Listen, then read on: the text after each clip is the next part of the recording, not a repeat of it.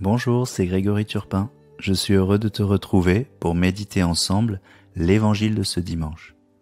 Quelle joie de découvrir qu'aujourd'hui nous est proposée la parabole du Fils prodigue dans l'évangile de Luc, chapitre 15, versets 1 à 32. Ceux qui me connaissent savent à quel point cette histoire m'a bouleversé au cours de ma vie. Ce jeune homme qui quitte son père, qui dilapide son héritage et qui un jour revient en disant à son papa « Je ne mérite plus d'être appelé ton fils ». C'est mon histoire, c'est notre histoire.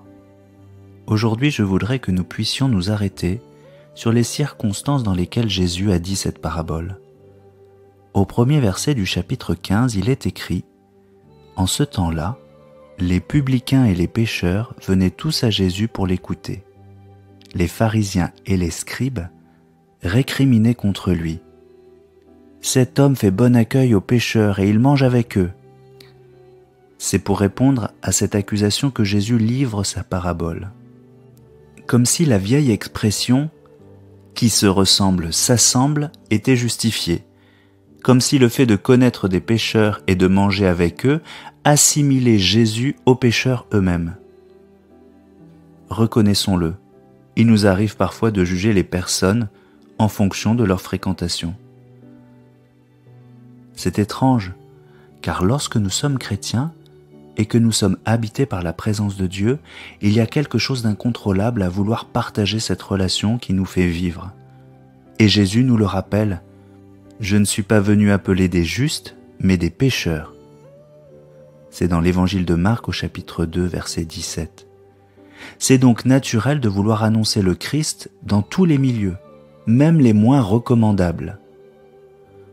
Pourtant, fréquenter des pécheurs, des gens qui n'ont pas une vie très chrétienne, nous vaut souvent comme Jésus des critiques et parfois une suspicion d'être nous-mêmes des pécheurs. Pourtant, ce trésor que nous avons dans notre cœur, pour qui est-il ? Pour les gens que la société juge dignes d'être aimés ou pour les exclus, les gens qu'on regarde de haut et qui ont le plus besoin d'amour ?